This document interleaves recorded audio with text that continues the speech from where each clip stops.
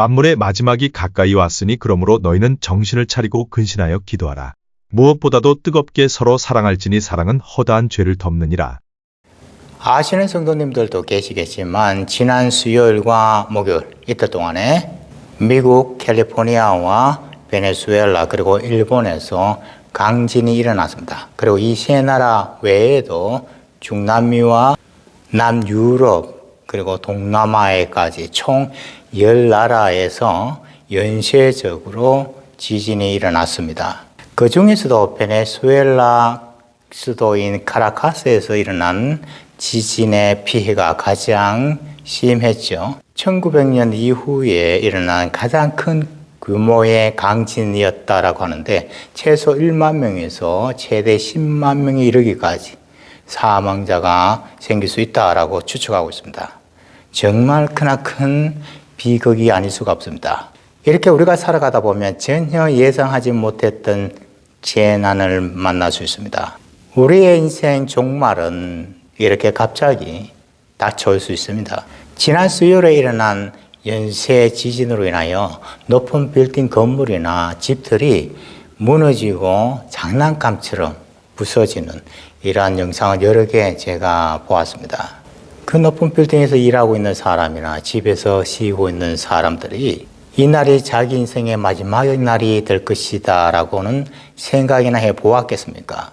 그러므로 늘 마지막을 생각하며 살아가는 사람은 지혜로운 인생인 것입니다. 자, 본문 7절입니다. 만물의 마지막이 가까이 왔으니 그러므로 너희는 정신을 차리고 근신하여 기도하라. 만물의 마지막이 가까이 왔으니, 자, 오늘 이 본문에 기록된 베드로전서는 로마 네로 황제에 의하여 그리스도인들이 핍박을 받고 있는 상황에서 나온 말씀입니다. 그 당시 그리스도인들은 예수를 믿었다라고 하는 이유 하나만으로도 직장에서 쫓겨나고 감옥에 가거나 심지어는 생명을 잃게 되는 일들이 허다하게 일어났습니다. 하지만 그 당시 초대교회 성도들은 예수님께서 하신 말씀대로 그 주님이 다시 오실 것이다 라고 하는 믿음을 가지고 소망을 가지고 살아갔습니다. 그래서 그 당시 믿는 성도들에게 있어서 마지막 날은 두렵고 파멸의 날이 아니라 이 약간 세상을 심판하시는 승리와 구원의 완성의 날인 것을 의미했습니다. 세상 사람들에게 있어서 마지막 날은 모든 것이 무너지고 파멸되는 공포의 날이겠지만 믿는 성도들에게 있어서 마지막 날은 예수님께서 재림하신 이후에 이루어지는 소망의 날이다라고 할 수 있습니다. 그러므로 우리 믿는 성도는 마지막 날이 가까워질수록 두려워하고 떠는 것이 아니라 오히려 고개를 들고 기쁜 마음으로 주님이 준비해 놓으신 상급을 바라고 소망하는 마음을 가지고 살아야 할 것입니다. 마태복음 24장 29절과 30절을 보시면 예수님께서 재림하실 그날에 일어날 징조에 대하여 이렇게 말씀하십니다. 그날 환란 후에 즉시 해가 어두워지며 달이 빛을 내지 아니하며 별들이 하늘에서 떨어지며 하늘의 권능들이 흔들리리라. 그때에 인자의 징조가 하늘에서 보이겠고 그때에 땅의 모든 족속들이 통곡하며 그들이 인자가 구름을 타고 능력과 큰 영광으로 오는 것을 보리라. 그날 환란 후에, 그러니까 그 앞에 내용을 보시면 이 환란은 전쟁과 기근과 자연재해로 인하여 겪게 되는 것을 의미하고 있는 것을 알 수 있습니다. 근데 그보다 더 위험한 것은 거짓 선지자들이 이때에 일어나서 많은 사람들을 미혹하게 한다라고 경고하고 있습니다. 그래서 요즘에 인터넷이나 우리 주변을 돌아보면 그 어느 때보다도 많은 거짓 선지자나 출처도 알 수 없는 이단들이 나타나 세상 종말을 부르짖는 모습을 쉽게 볼 수 있습니다. 그들은 모두가 다 성경을 인용하면서 자기 생각을 주입시키고 있는 것을 우리는 알아야 합니다. 이러한 현상이 있은 후에 해가 어두워지고 달이 빛을 내지 않고 별들이 하늘에서 떨어지는 모습이 일어난다라고 주님은 말씀하십니다. 이러한 현상은 지난 수요일 그리고 목요일 이틀 동안 강진으로 인하여 일어났던 피해보다도 그리고 지금 중동 지역이나 우크라이나 지역에서 일어나고 있는 전쟁의 비극보다도 훨씬 더 강하고 큰 천지의 지변이 일어난다라고 할 수 있습니다. 그리고 하늘의 근능이 흔들리는 일이 생기게 되는데 이러한 포현은 사람을 유혹했던 악한 영들이 심판을 받는 것 때문에 공포에 뜨는 것을 의미하고 있습니다. 그러고 난 후 땅의 모든 족속들이 통곡을 할 때 예수님께서 재림하십니다. 그들이 인자가 예수님이죠. 예수님이 구름을 타고 능력과 큰 영광으로 오는 것을 보리라. 그리고 요한계시록 1장 7절을 보시면 이때의 장면을 이렇게 말씀합니다. 요한계시록 1장 7절입니다. 볼지어다 그가 구름을 타고 오시리라. 각 사람의 눈이 그를 보겠고 그를 찌른 자들도 볼 것이요 땅에 있는 모든 족속이 그로 말미암아 애곡하리니 그러하리라. 아멘. 자, 이렇게 예수님께서 구름을 타고 오시는 그날이 이 세상의 마지막 날이 될 것입니다. 사실 이 세상에는, 이 땅에는 영원한 것이 없습니다. 시작이 있으면 반드시 끝이 있습니다. 아침이 있으면 밤이 있듯이 이 세상에도 반드시 끝이 있는 것입니다. 예수님께서 다시 오시는 그 날이 바로 성경에서 말씀하는 우주적인 종말입니다. 그러니까 종말에는 이러한 우주적인 종말만 있는 것이 아니라 개인적인 종말도 있습니다. 그러므로 오늘 본문의 시작인 만물의 마지막이 가까이 왔으니라고 하는 이 말씀은 우주적인 종말만이 가까이 오고 있다는 의미 이외에도 나의 개인적인 종말이 가까이 오고 있다라고 하는 것을 의미한다라고 할 수 있습니다. 오히려 나 개인적인 종말에 대하여 더 강조하고 있다라고 우리는 해석해야 합니다. 그러니까 우리가 하루를 산다라고 하는 것은 그 하루만큼 내 인생의 종말이 가까워지고 있다라고 하는 것을 의미하는 것입니다. 자, 그러면 언제 예수님이 오십니까? 마태복음 24장 36절입니다. 그러나 그 날과 그 때는 아무도 모르나니 하늘의 천사들도 아들도 모르고 오직 아버지만 아시느니라. 그 날과 그 때는 아무도 모르나니. 자, 그리고 베드로후서 3장 10절입니다. 그러나 주의 날이 도둑같이 오리니 그 날에는 하늘이 큰 소리로 떠나가고 물질이 뜨거운 불에 부러지고 땅과 그 중 있는 모든 일이 드러나려도다. 주의 날이 도둑같이 오리니. 자, 도둑의 특징은 무엇입니까? 아무도 모르게 집안에 들어오는 것이죠. 내가 언제 들어오겠다라고 예고하고 들어오는 도둑은 아무도 없습니다. 이처럼 예수님이 오시는 그날은 도둑처럼 아무도 알 수 없습니다. 그리고 그때가 되면 이 우주 만물이 뜨거운 불에 풀어지고 지금까지 이 모든 세상을 지탱해온 질서와 시스템이 무너지고 파괴되어질 것입니다. 그리고 어둠 속에 행한 모든 일들이 드러나게 된다고 예수님이 말씀하십니다. 몇 주 전에 저와 아내가 제 큰딸이 출산을 한 손자를 보기 위하여 비행기를 타고 인디애나 주에 갔다가 다시 돌아왔습니다. 그때 비행기가 목적지인 공항에 도착하기 약 5분 전에 이러한 안내 방송을 하는 것을 제가 들었습니다. 이제 몇 분 후에 공항에 도착하게 될 것입니다. 승객 여러분들은 모두 안전벨트를 착용해 주십시오. 그리고 사용하는 비품들은 모두 제자리에 놔두시고 착륙할 준비를 해 주십시오. 그러자 이 안내 방송을 들은 승객들은 모두 저마다 자기가 하던 일을 그만두고 착륙할 준비를 하였습니다. 제 앞 옆자리에 앉고 있었던 어떤 백인 아줌마는 비행기 타는 내내 책을 읽고 있었는데 그 책을 덮어서 자기 가방에 집어넣고 착륙할 준비를 하는 것을 보았습니다. 이와 마찬가지입니다. 세상 종말에 가까이 오게 되면 우리 믿는 성도들도 이와 같은 행동을 해야 합니다. 여러분, 누가 지혜롭게 살아가는 인생입니까? 자기의 때를 알고 살아가는 사람이 지혜로운 사람입니다. 시편 90편 12절입니다.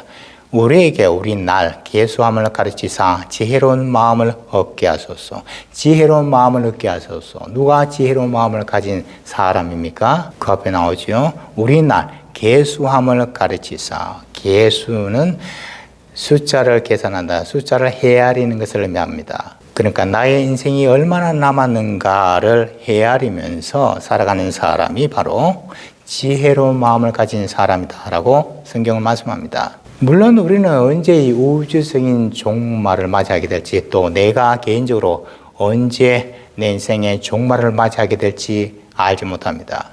그러나 죽는다는 사실은 확실하게 알고 있는 것 아닙니까?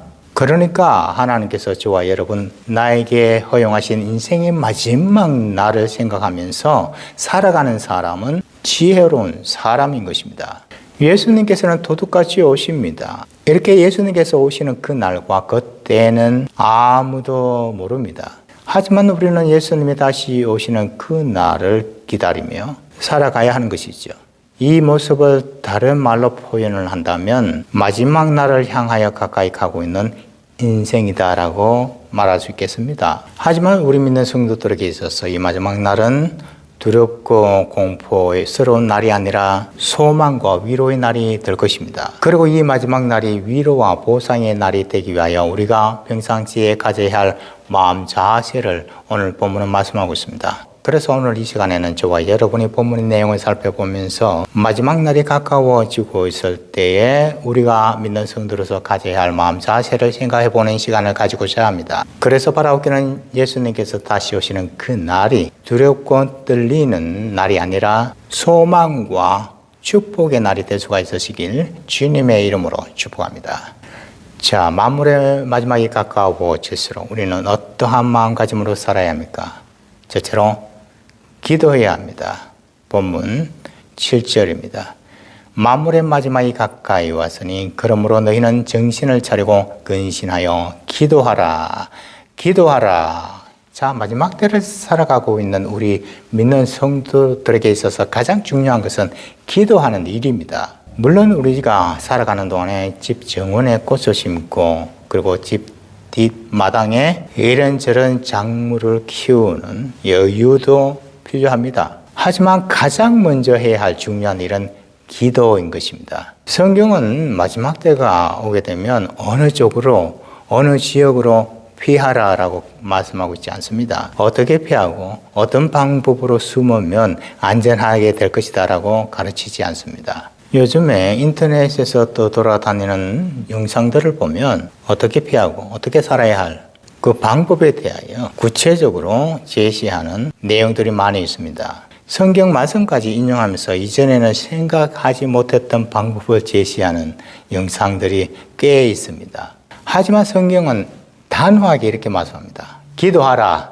저와 여러분, 기도하는 사람은 기도하기에 앞서서 그 어떤 일도 하지 않는다라고 하는 말이 있습니다. 걱정하고 염려하는 그 시간에 기도하는 것이 훨씬 더 낫다라는 의미입니다. 어떤 좋은 방법을 찾기 이전에 기도하는 것이 훨씬 더 중요하고 의미가 있다는 것입니다. 스펄전 목사님께서 이러한 말씀을 하신 적이 있습니다. 10년을 걱정하고 생각하는 것보다 차라리 10분 기도하는 것이 훨씬 더 낫다. 이것은 기도의 중요성과 기도 응답의 영향력을 강조하고 있습니다. 그렇다면 기도는 무엇입니까? 한마디로 말하면 하나님과 교제하는 것입니다. 기도는 하나님의 손을 붙잡는 것입니다. 아이들이 부모님의 손을 붙잡듯이 하나님을 붙잡는 것입니다. 아이들이 엄마 아빠의 손을 붙잡을 때 그 부모님의 마음은 어디에 있겠습니까? 그 부모님의 마음은 자기 손을 붙잡은 아이에게 있는 것 아닙니까? 마찬가지입니다. 성도들이 손을 내밀어 하나님을 붙잡으려고 할 때 그 손에 붙잡힌 하나님 아버지의 마음은 그 성도들에게 향하게 되어 있습니다. 하나님의 마음이 움직이고 하늘의 보좌가 움직이게 되는 것입니다. 이 세상은 영적인 전쟁터이다라고 성경은 말씀합니다. 이 영적인 전쟁은 우리가 내 힘으로 이길 수 없습니다. 나의 지식과 나의 능력으로 사탄 마귀를 이겨낼 인간은 아무도 없습니다. 왜냐하면 마귀는 우리보다 더 강하고 지혜롭기 때문입니다. 그렇다면 이 세상에 일어나고 있는 이 영적인 전쟁에서 누가 승리하며 살아갈 수가 있습니까?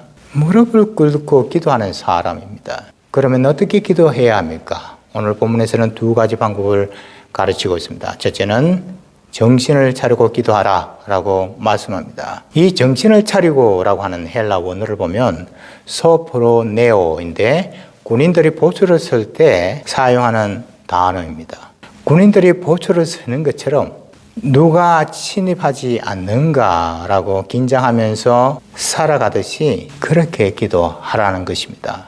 예수님께서 잡히시던 그날 밤을 한번 생각해 보십니다. 그 이전에 예수님께서는 겟세마네 동산에서 제자들과 함께 올라가십니다. 그리고는 예수님께서 따로 기도하시기 전에 제자들에게 너희들은 나를 위하여 기도해다오라고 말씀하십니다. 그리고는 예수님께서는 따로 떨어져 땀이 핏방울이 되도록 결사적으로 기도를 하십니다. 하지만 그 시간에 베드로를 비롯한 제자들은 잠을 잤습니다. 그리고 예수님께서 잡히시던 그날 밤에 제자들은 모두가 다 도망을 갔습니다. 더군다나 베드로는 그날 밤에 3번이나 예수님을 알지 못한다라고 부인까지 했습니다. 이러한 베드로가 그 이후에 사도행전을 보면 시간을 정해놓고 기도를 하는 모습이 나옵니다. 이제 베드로는 행동하기 이전에 기도를 먼저 하는 사람이 되었던 것입니다. 이 베드로가 이렇게 말합니다. 베드로 전서 5장 8절입니다. 근신하라, 깨어라, 너희 대적마귀가 우는 사자같이 두루다니며 삼킬 자를 찾나니. 베드로는 마귀가 잠을 자지 않고 밤새도록 삼킬 자를 찾고 있다는 사실을 경험을 통해서 잘 알고 있었습니다. 생각해 보십시오. 예수님께서 잡히시던 그날 밤에 제자들은 모두 다 잠에 골아 떨어졌습니다. 하지만 제자들 중 단 한 사람은 잠을 자지 않았습니다. 누구입니까? 예수를 팔아넘긴 가룟 유다입니다. 제자들은 다들 잠을 자고 있었지만 가룟 유다만 혼자 깨어서 우는 사자처럼 돌아다니면서 예수님을 팔아넘기는 일을 한 것입니다. 그래서 성경은 제자된 저와 여러분에게 군인들이 보초를 서는 것처럼 정신을 차리고 긴장하면서 기도를 해야 한다라고 말씀하고 있습니다. 그러므로 바라옵기는 남은 시간 동안 정신을 차리고 기도하며 살아가시길 주님의 이름으로 축복합니다. 그리고 또 어떻게 기도하라라고 말씀합니까? 정신을 차리고 근신하여 기도하라라고 말씀합니다. 근신이라고 하는 단어를 헬라어로 보면 닙사테라고 하는 단어가 사용되어졌습니다. 이 단어가 주는 의미는 술에 취하지 않고 깨어있다라는 의미가 있습니다. 그리고 이 단어를 영적으로 적용시켜 본다면 세상의 가치관이나 쾌락에 취하지 말고 반면에 염려와 불안에도 취하지 말고 평정심을 유지하고 살아야 한다는 것입니다. 이 근신하여라고 하는 표현을 영어 성경으로 보시면 self-control이라는 단어가 사용되어졌습니다. 절제하라라는 뜻이 있죠. 그러니까 모든 일에 절제하여 기도하라라는 뜻이 있습니다. 이것저것 하다 보면 그만큼 생각할 시간도 많아지기 때문에 기도할 마음도 사라지게 되는 것입니다.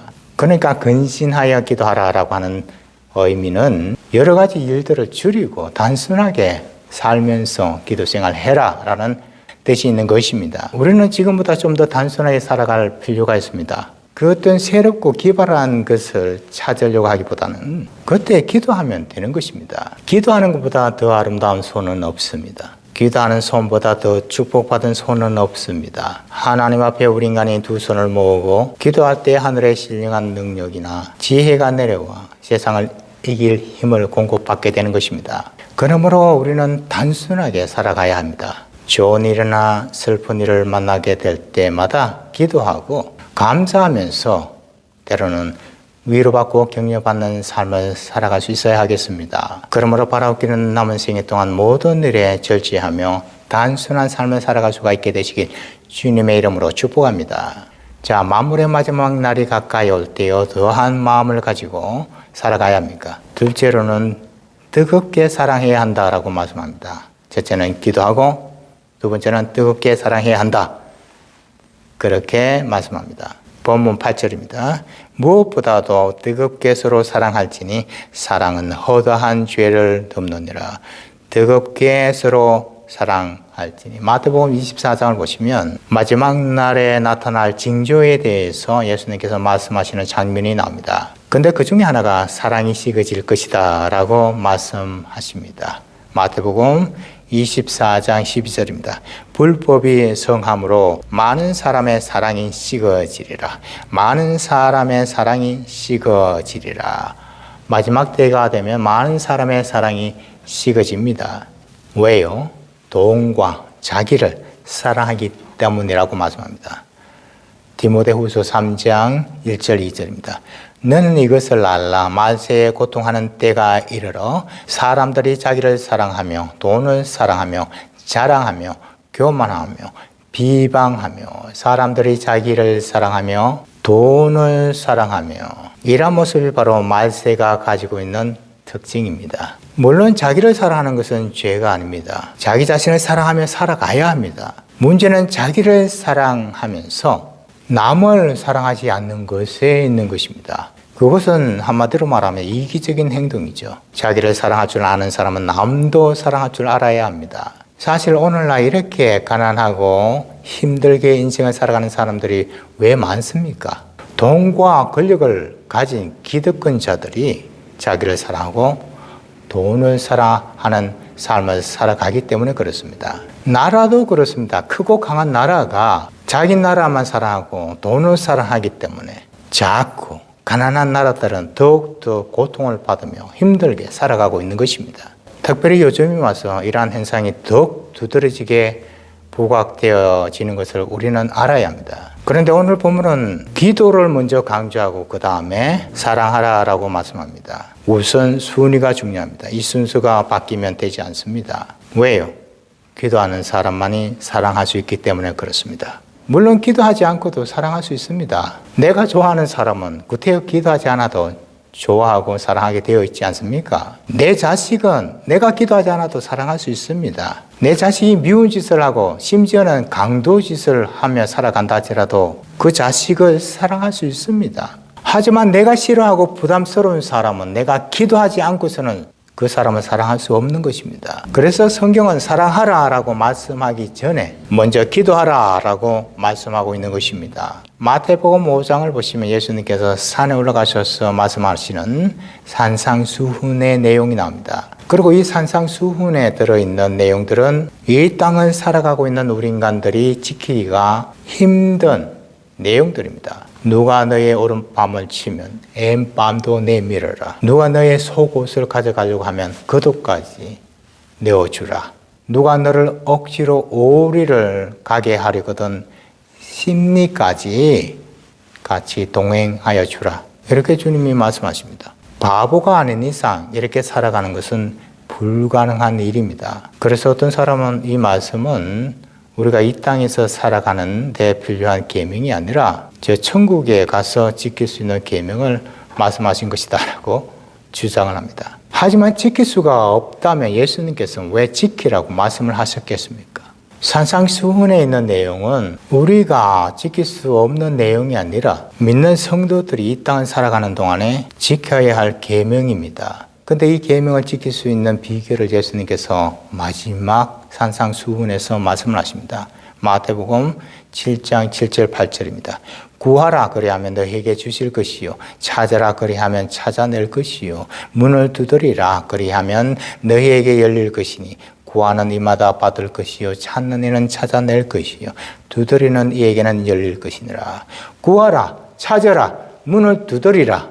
이것은 기도를 의미하고 있는 것 아닙니까? 한마디로 말하면 기도하라 라는 것입니다. 기도를 통해서 이렇게 사랑하며 살아갈 수 있다는 것입니다. 그러므로 기도는 사랑과 연결되어 있습니다. 그러니까 사랑과 연결되지 않는 기도는 아무 소용이 없습니다. 내가 얼마나 오랫동안 기도했는가가 중요한 것 아닙니다. 내가 기도를 했기 때문에 얼마나 그 사람을 사랑할 수 있게 되었는가가 훨씬 더 중요합니다. 물론 내가 하루에 1시간, 2시간 기도하는 것도 중요하죠. 하지만 기도를 그렇게 했기 때문에 내가 누구를 얼마나 어떻게 사랑하게 되었는가 이것이 훨씬 더 중요합니다. 기도를 열심히 했다고 하지만 사람을 사랑하지 않고 살아가는 사람은 잘못된 기도를 하고 있는 것입니다. 기도는 무엇이라고 말씀했습니까? 하나님과의 교제를 의미하고 있습니다. 그리고 사랑은 사람과의 교제를 의미하고 있습니다. 그러니까 기도는 하나님과 수직적인 관계를 의미하고 사랑은 사람과의 수평적인 관계를 의미하고 있는 것입니다. 어떤 사람은 수직적인 관계인 기도는 열심히 하는데 수평적인 관계인 사랑은 제대로 하지 않는 사람이 있습니다.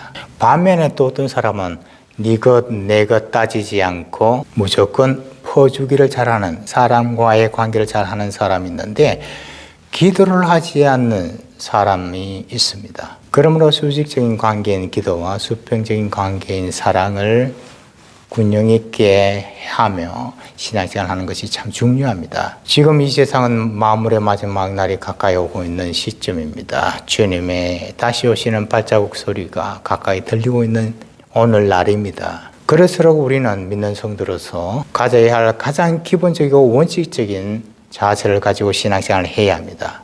세상 종말이 가까이 올수록 성경은 저와 여러분에게 가장 기본적인 원칙을 지니고 신앙생활을 해야 한다라고 말씀하고 있습니다. 이 사람 저 사람 하는 말에 귀를 기울이지 말고 마음이 쏠리지 말고 가장 기본적인 신앙 자세를 가지고 신앙생활을 해 나가도록 하십시다. 그것이 무엇입니까? 기도와 그리고 뜨겁게 사랑하며 살아가는 것이었습니다. 그러므로 바라옵기는 만물의 마지막이 가까이 오는 이때에 정신을 차리고 근신하면서 기도하십시다. 그래서 하나님이 주시는 신령한 힘과 능력을 가지고 사랑할 수 없는 사람까지도 사랑하며 살아갈 수 있기를 주님의 이름으로 축복합니다.